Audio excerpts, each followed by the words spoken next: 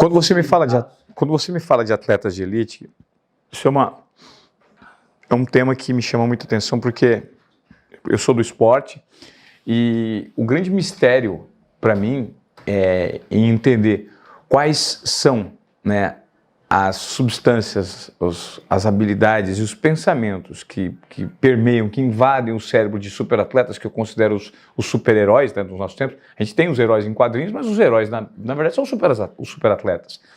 E eu tenho, para mim, o principal de todos os atletas. Se você pedir para nomear um atleta que te representa, o atleta com a cabeça mais incrível do mundo, eu penso no Rafael Nadal. Né? Porque o Rafael Nadal, especificamente, no tênis, ele não tem, eu faço essa comparação para as pessoas entenderem, ele não tem a biomecânica e nem a habilidade que Federer, que Djokovic tem.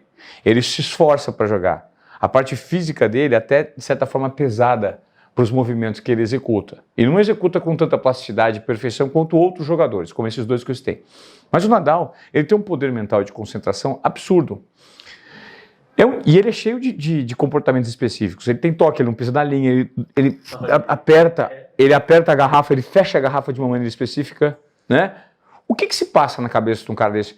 Ele, por exemplo, tem um ritual de tirar a cueca, né, o tempo inteiro, de fazer os movimentos, de limpar a testa antes do saque, bater tantas vezes a bolinha, não pisar nas linhas, entrar na hora tal. Os rituais se repetem. Se você tira, por exemplo, esse tipo de comportamento ambientado dele no lugar de competição, ele não produz? Não produz. Por quê? Porque ele faz isso provavelmente isso é um traço de TOC, transtorno obsessivo compulsivo. O que é o TOC, Ivan? TOC é assim, você tem, como o próprio nome diz, transtorno obsessivo compulsivo. No TOC você tem um aumento de pensamentos obsessivos. Um exemplo clássico, eu deixei o fogão ligado. Pacientes com TOC têm não fechei a casa. Eu não tranquei a casa. E aqueles pensamentos começam a vir na cabeça, a ansiedade começa a subir e você tem um comportamento compulsivo de verificação. Então você vai lá e vê se fechou a porta para diminuir a sua ansiedade. Ele provavelmente tem isso. Se eu não bater 4, 5 vezes a bolinha aqui, se eu não limpar o suor, o saque não vai sair bem. Se eu não tirar a cueca da bunda, ele faz isso.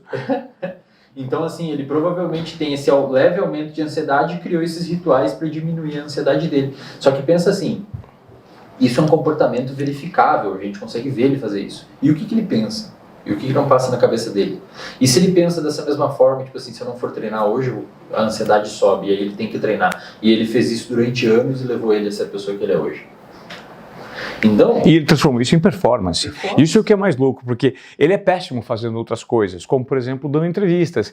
Ele tem uma dificuldade de falar em público, e tenista, do nível de visibilidade dele, o tempo inteiro tem que se submeter a entrevistas, mas ele se mostra fechado, mas ele conseguiu canalizar essa performance para isso que, de fato, ele é bom. Eu vou te dar 2 exemplos. Michael Phelps tem TDAH. Ele é diagnosticado com TDAH, transtorno de déficit de atenção e hiperatividade. E o Elon Musk, recentemente, vai ser provavelmente o primeiro trilionário do mundo, comentou numa entrevista que tem um dos espectros do autista, o Elon Musk.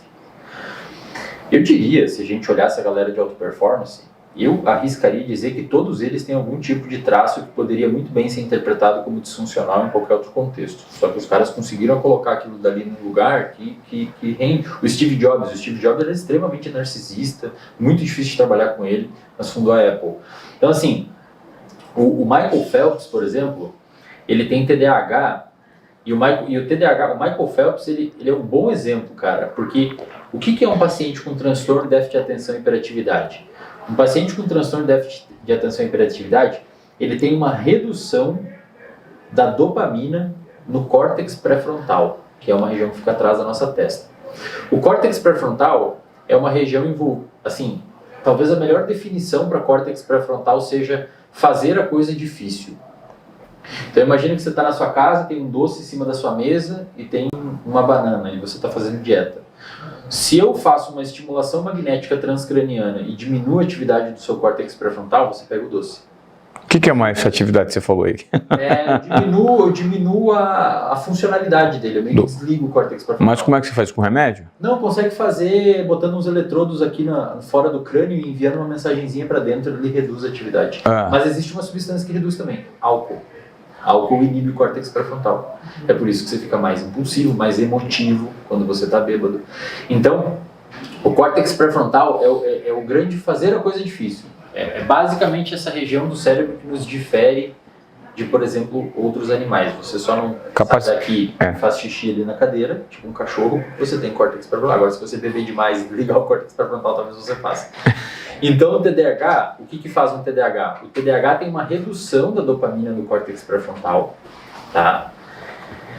E essa redução de dopamina do córtex pré-frontal, que é essa área envolvida por organização, planejamento, imaginação, é projeção de futuro. Então, cara, amanhã vai ser assim, semana que vem eu vou ter que comer a banana para ter a dieta em dia e ir no médico e ver os exames bons. Isso é tudo córtex pré-frontal. E, portanto, uma boa atividade do córtex pré-frontal diminui a sua impulsividade. Por isso que paciente com TDAH que tem uma redução dessa dopamina tem uma atividade prejudicada do córtex pré-frontal, eles ficam mais impulsivos e mais agitados. Por isso que eles são hiperativos muitas vezes. O Phelps, ele falou que conseguiu, isso é curioso porque pelo fato do TDAH ter menos dopamina no córtex pré-frontal, os pacientes normalmente procuram essa dopamina no ambiente. Então você vê a galera que tem TDAH, muitos fumam, muitos usam muita substância, álcool ou outros tipos de drogas. Muitos tomam muita cafeína, que aumenta a dopamina. Eles procuram essa dopamina faltante. O Phelps falou que um dos lugares que ele mais se sentia calmo era na água, quando era criança. Então, muito provavelmente, ele encontrou a dopamina faltante dele na água.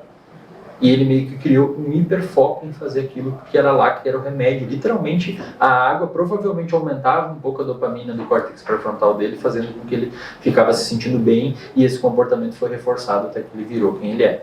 E ele tem TDAH. Eu sempre digo, cara, que a galera que vai conseguir quebrar alguma barreira, seja em velocidade no esporte, seja em força, seja em pular mais alto, seja no empreendedorismo, é alguém que vai ter um cérebro diferente do que é o que a gente chama de normotípico, seria uma pessoa padrão. Porque não tem como, velho. Todo o seu comportamento e toda a sua forma de pensar e toda a sua forma de conseguir organizar vem do seu cérebro. E essas pessoas que têm algumas disfunções específicas em algumas áreas do cérebro, eventualmente conseguem chegar a uma ideia diferente sobre uma determinada situação e resolver um problema matemático, às vezes arriscar um pouco mais na empresa, às vezes continuar treinando e quebrar um recorde mundial. Eu arriscaria dizer que essas pessoas, as pessoas que vão nos surpreender e estão nos surpreendendo são pessoas que muitas vezes poderiam ser julgadas como doentes, dependendo do ambiente que elas estariam.